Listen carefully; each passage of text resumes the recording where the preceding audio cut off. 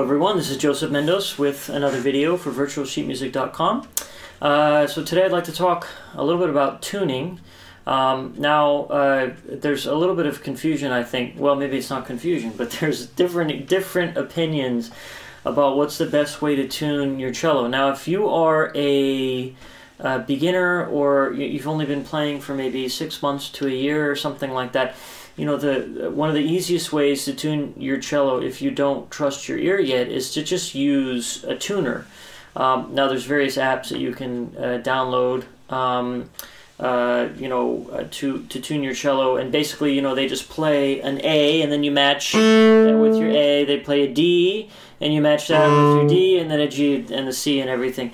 And so tuning can be pretty simple that way. However, that does give you a very particular kind of tuning. Now I say kind of tuning. If an instrument's in tune, then it's in tune, right? Well, not really. There's different ways to tune the instrument that are going to get you slightly different results. And it really depends on which one you use really depends on your situation.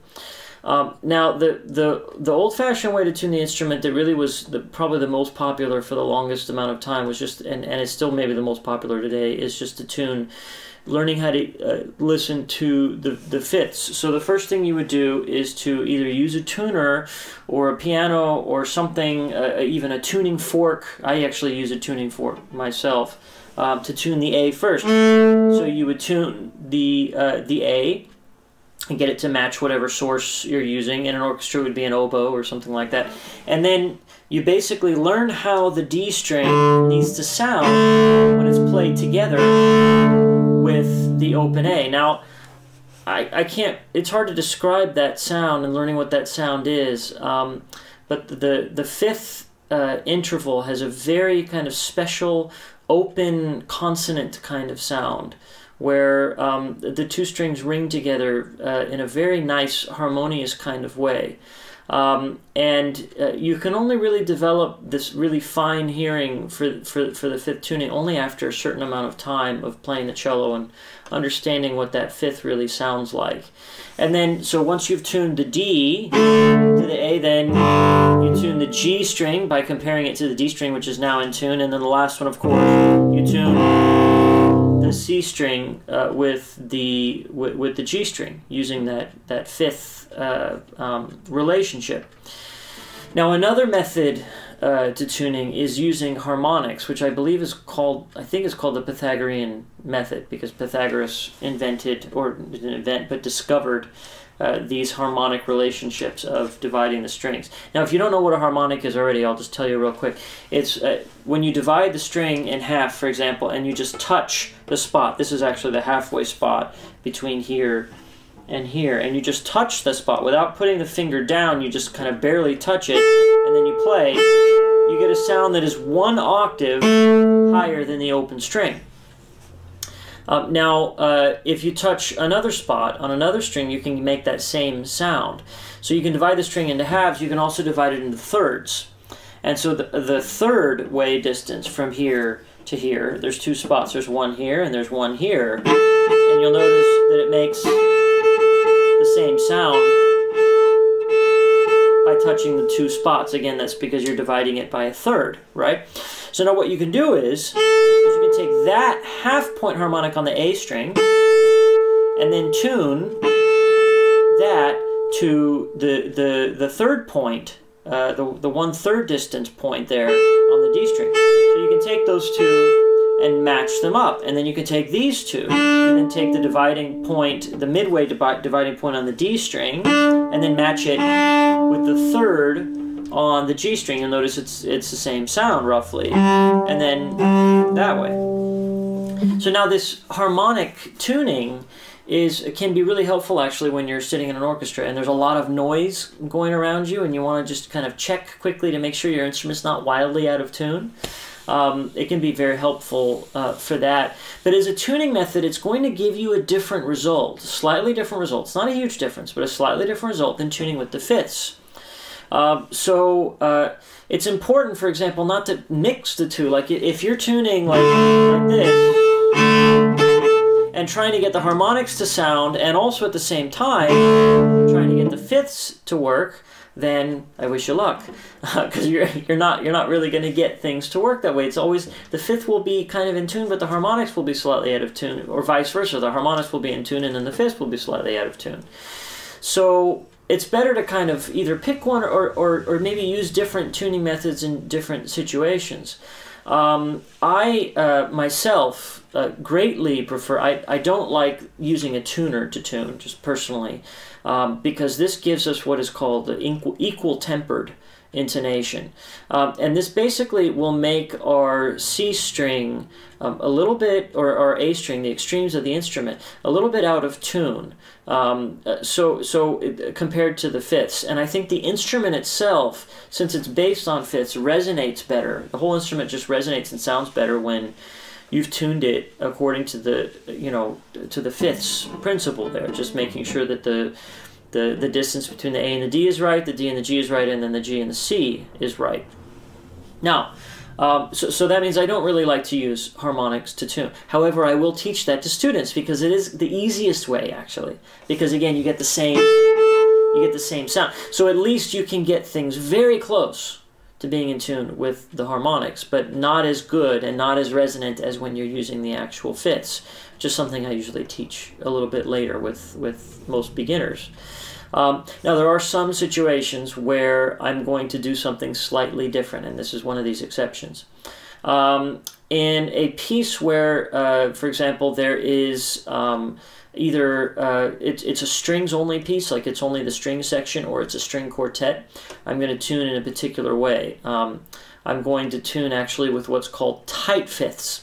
Now, this is a very different style of tuning, and what you do with tight fifths is instead of tuning the fifth like that, you cut the fifth in half, and then you end up actually tuning in fourths. Now, what this does is it raises up the bottom fifth just a touch, just the tiniest bit. And as you do this, as you tune, you'll notice that sounds a little flat. If you're picking that up, but this sounds a little flat compared to the open A, but when I play the fifths together, it sounds much more harmonious. It's much more in tune. But that sounds a little flat. Now, as I tune then, what's going to happen is by the time I get to the C string's going to be just a tiny bit high. And this is valuable because it's going to then match well with notes on the violin. Because if you just tune in fifths, you're going to end up with an instrument that sounds really good by itself. But with other higher string instruments, it won't necessarily, the C string won't necessarily match with their E string. Now, certainly we should require the violinists to then tune their E strings a little bit lower, but good luck getting them to do that. So it's more our responsibility then to kind of take our lower end and try to just bump it up just a little bit. And again, just as a review, you want to make sure that you're touching then the midpoint harmonic on the D string as you play the open A string, and then tuning that, and get those sounding really nice and clear and in tune with those fourths. Then what you'll notice is that especially when you're playing in a string quartet or a string trio, you'll notice a big benefit. I played in a string quartet quite actively for about 5 years. This was in my college years, and then a little bit after I was out of college as well. I always tuned with tight fifths, and it helps the intonation of the ensemble so much to tune that way. So even though my instrument wasn't perfectly in tune according to its own perfection, meaning that the fifths, the instrument wasn't resonating so well with itself, it was resonating so well with all the other instruments that were there. So I think that covers it. Yeah, so we talked about tuning with a tuner, right? Which is if you're in that first 6 months or so and you're really scared about tuning, definitely use a tuner. You'll get things close enough so that you can kind of go from there. You'll have the equal tempered tuning, but so it won't be really the best tuning for the cello. It won't really sound the best, but it'll give you something at least so that you can kind of tune your cello. What's maybe a little bit better is the harmonic tuning. Just tuning with those midpoint harmonic on the upper string, and then the third point, 1/3 distance harmonic on the other string, on the lower string, and then keep going down like that. But really the best way is tuning with just the regular fifths. Your instrument will sound the best that way, just individually. So for example, for concerto playing, whenever I play with piano, I never do equal tempered tuning. It's not worth it with the piano, because pianos are, even when they're in tune, because they're equal tempered, they're just a little bit out of tune. Instead of fussing with that, I prefer to just have the instrument sound really nice and make whatever adjustments I may need to make with my left hand. And then with string quartets and with other larger string ensembles, I always tune with the tight fifths, which is touching the fourth on the lower string as I play just the open string above, and getting the instrument in tune that way. So as you can see, tuning's a fairly complicated issue. It's something definitely worth thinking about and worth practicing. But if you're a beginner, don't sweat it. Use the tuner, totally fine. But as you progress, you'll notice that a desire for a little bit more resonance in your instrument can be met by really learning what these fifths sound like. And again, I can't describe it to you, unfortunately. It's one of those things that's very intuitive for most cellists once they reach a certain point in their development. So I hope that was helpful. If you have any questions, please leave them down below, not on YouTube, but on the virtualsheetmusic.com website. There I will have a chance to reply to them. Also, I teach online lessons, so if you're interested in that, I might be able to fit you in somewhere. So go ahead and contact me for that through my website, cellojunkie.com. And yeah, I think I touched on everything I wanted to touch on. So once again, this has been Joseph Mendoes for virtualsheetmusic.com.